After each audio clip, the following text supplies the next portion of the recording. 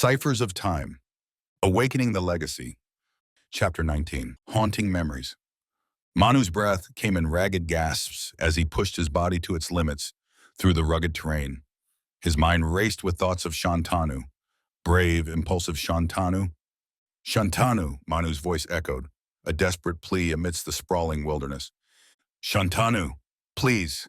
He clambered over a fallen log, his hands scraping against the rough bark. He has been searching aimlessly for his brother in these isolated woods for a while now, based on Kripa's instructions.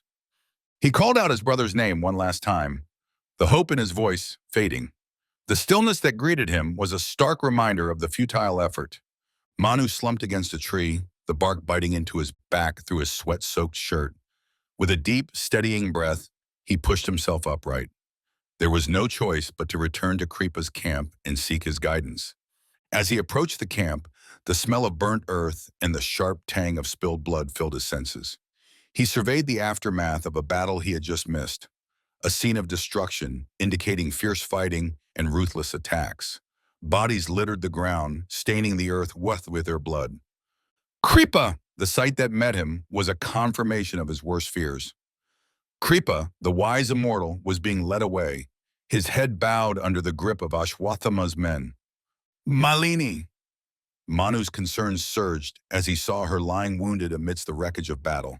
He hurried to her side, trembling as he checked for signs of life. Relief washed over him when he felt her breathing, a silent reassurance of her strength. Manu!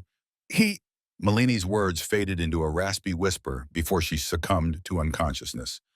Stay with me, Malini, Manu pleaded, though he knew she couldn't hear him. His eyes followed the departing figures of Kripa and his captors, a silent promise brewing within him. He was alone now, the responsibility for them all, a wounded Malini, a captured mentor, and a missing brother, resting squarely upon his shoulders. Manu's mind raced to formulate their next move in the perilous situation they found themselves in.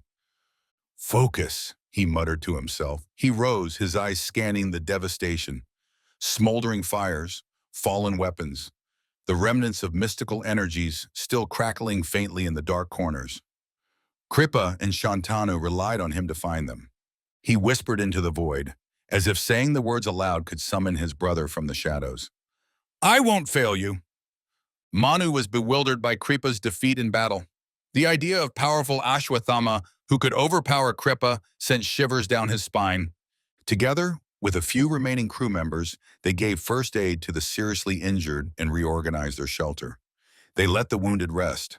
In the midst of chaos, they worked hard to bring some order back to their camp. As he surveyed the devastation around him, he was filled with several questions. Why did they all sacrifice themselves to save people they barely knew? How does any of this make sense? Nothing has made sense since I arrived in India. Why is everything so confusing and chaotic? What have I done to deserve this curse? Manu fought back tears, refusing to let them fall. This time, there was no one there to console him. On their way back, Ashwathama's eyes burned with a fierce determination as he turned to Vishwa, the muscles in his jaw clenching tightly. Take me to the place where the brothers acquired their cities, he commanded, his voice laced with a sense of urgency that allowed no argument. Vishwa hesitated only for a moment, gauging the gravity etched into Ashwathama's hardened features before nodding solemnly. He understood the stakes. The place was not just any location. It was a nexus of power, a gateway to realms beyond their own. And within its mystical bounds lay the portal that could lead Ashwathama to his heart's deepest desire, the retrieval of his lost stone. Yet the portal demanded a key that neither he nor Vishwa possessed, the unique touch of a city bearer. Together they journeyed towards the fabled site, the land around them growing increasingly wild and untamed as they neared their destination. But as the outline of the place appeared on the horizon, a whirlwind of memories rushed through Ashwathama's thoughts. Visions of the Pandava brothers and Lord Krishna stood tall, embodying valor and divinity, their presence commanding even in his troubled recollections. In stark contrast, he saw himself, defeated, kneeling in the dust at their feet, a figure of shame and defeat.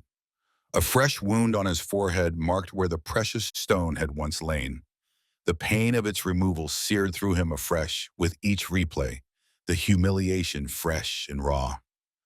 Stop, Ashwatthama gasped, clutching at his skull as if he could physically tear the visions from his mind. His breaths came in ragged pulls, his mighty frame shuddering under the weight of his centuries-old torment. Turn back! He roared at Vishwa, the command tearing from his throat like a wounded animal's cry.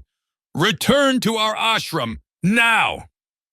Without question, Vishwa complied, steering their path back to the sanctuary of the ashram. He dared not glance at Ashwathama, whose pain-riddled expression was a testament to the scars that time did nothing to heal. In silence, they retreated, leaving behind the promise and peril of the place as it faded into the distance, a mirage of what might have been.